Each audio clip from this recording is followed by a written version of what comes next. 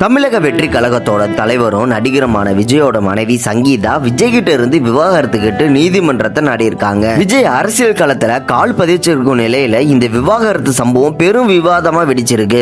அதிலும் விவாகரத்துக்கான காரணமா சங்கீதா சொன்ன விஷயம் தான் விஜய் மீதான விமர்சனத்தை தீவிரப்படுத்தியிருக்கு. அப்படி அவங்க என்ன சொன்னாங்கன்றத நான் மறக்காம ஃபுல்லா சொல்றேன், நீங்க ஸ்கிப் பண்ணாம பாருங்க. 90களை கலக்கலான படங்களை கொடுத்த இயக்குனரோட முக்கியமானவர் தான் S.S. சந்திரசேகர். அவருடைய மகன் தான் விஜய். அப்பா இயக்குனர் என்பதனால இயல்பாகவே திரைத்துறையில குறிச்ச அனுபவம் விஜய்க்கு இருந்தது. எனவே விஜய் எளிதாக நடிப்புல கத்துக்கிட்டு சினிமா துறையில நுழைஞ்சாரு. அப்படிதான் 1996ல சங்கீதா என்ற பெண்ணோட காதல்ல விழுந்திருக்காங்க.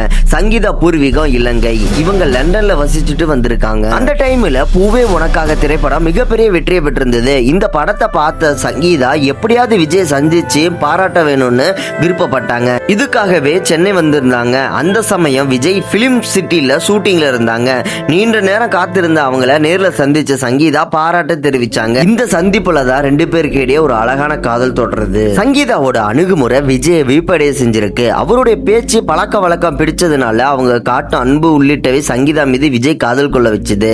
ரெண்டு பேருக்கும் ஓரிரு ஆண்டுகளா காதலிச்சு பழகினாங்க. அதுக்கப்புறமா ரெண்டு பேரும் பெற்றோர்கள்ட்ட காதலை சொன்னாங்க. அதுக்கப்புறமா பெற்றோர்கள் அவங்களோட காதலை ஏத்துக்கிட்டு 1999ஆம் ஆண்டு ஆகஸ்ட் மாதம் ரெண்டு பேருக்கும் திருமணம் பண்ணி வச்சிருக்காங்க. ஆனா இந்த திருமண வாழ்க்கையில சங்கீதா சந்தோஷமா இல்ல என்று தொடர்ந்து தகவல் பரவி வந்துச்சு. குறிப்பா வாரிசு ஆடியோ லான்ச்ல சங்கீதா வராதது திரைத்துறையில பரவலா பேசப்பட்டுச்சு. அட்லியோட இல்ல விழாவிலும் விஜய் சோலோவா தான் கலந்துகிட்டாரு. சினிமா நிகழ்ச்சிகளை குடும்ப உறுப்பினர்கள் பங்கேற்காது கூட பரவாயில்ல. ஆனா அட்லின் மனைவி வளகாப்பு விழால கூட விஜய் மட்டும் தனியா தான் வந்திருந்தாரு. விஜய்க்கு சங்கீதாக்கு செட் ஆகலன்றது அப்போ ஓரளவு உறுதி பண்ணியிருந்தாங்க. அந்த நிலையில தான் இந்த விஷயம் தொடர்பா விஜயோ சங்கீதாவோ எதையும் வெளிப்படையா பேசல.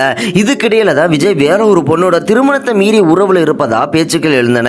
இந்த நிலையில விவாகரத்து கோரி விஜயோட மனைவி சங்கீதா செங்கல்பட்டு குடும்ப நல நீதிமன்ற மனு தாக்கல் செஞ்சிருக்காங்க. அந்த மனுவில் என்ன சொல்லியிருக்காங்கன்னா, விஜய் நடிகை ஒருத்தவங்கள்ட்ட திருமணத்தை மீறிய உறவுல இருக்கிறதாகவும் நான் அதை எச்சரிச்சதுனால அதையும் மீறி அந்த நடிகையோட வெளிநாடுகளுக்கு போறது, பொது வெளியில சுத்துறது, இவங்களோட பயணத்தை நடிகை சோசியல் மீடியால போஸ்ட் செய்வது என இருவரும் உறவும் எல்லை மீறி சென்றதாகவும் தேவையெனில் இதற்கான ஆதாரத்தை நான் வெளியிடுறதாகவும் விஜயோட தனக்கு விவாகரத்து வேணும்னு சங்கீதா தனது விவாகரத்து மனுவில் சொல்லியிருக்காங்க. அது மட்டும் இல்லாம திருமணத்தை மீறி உறவை தட்டி கேட்டதுனால தன்னை சுதந்திரமா நடவிட விடாம விஜய் தடுத்தாரு. சங்கீதா விவாகரத்து மனுவில் சொல்லியிருக்காங்க. அது மட்டும் இல்லாம போதிய சுதந்திரம் கொடுக்காம தன்னை பல்வேறு நிதி கட்டுப்பாடுகளை விஜய் விதிச்சாருன்னு சொல்லியிருக்காங்க. 2025 நவம்பர் 9ஆம் தேதி இரு தரப்பும் பரஸ்பர விவாகரத்திற்கு முயன்ற போது விஜய் மறுத்ததாகவும் மனுவில் சங்கீதா சொல்லியிருக்காங்க. விஜய் நடிகை ஒருவரோட தொடர்பில் இருந்ததாகவும் அதை குறித்து தனக்கு தெரிய வந்ததை அடுத்து அந்த தொடர்பை நிறுத்திக் கொள்றதாகவும் சொல்லியிருந்தாங்க. ஆனா அவங்களோட நடவடிக்கையில எந்த மாற்றமும் தென்படாதனால சங்கீதா தெரிவிச்சிருக்காங்க. கடந்த 5 வருஷமா விஜய் மனதளவில் தன்னை பிரிஞ்சு வாழ்ந்து வருவதா விவாகரத்து மனுவில் சங்கீதா தெரிவிச்சிருக்காங்க.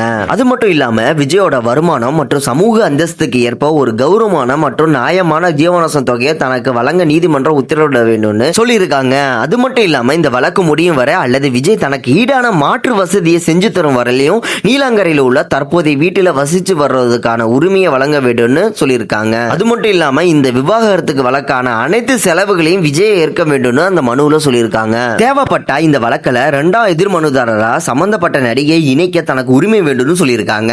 எங்களது குடும்ப கௌரவம் மற்றும் குழந்தைகளோட எதிர்காலம் கருதி இந்த வழக்கு விசாரணையை ரகசியமா, அதாவது கேமரா முன்பு நடத்த வேண்டும்னு சொல்லியிருக்காங்க. இது குறித்து சோசியல் மீடியாக்களிலோ யூடியூப் தளத்திலோ விவாதிக்க அனுமதி மறுக்க வேண்டும்னு இந்த மனுவில் சொல்லியிருக்காங்க.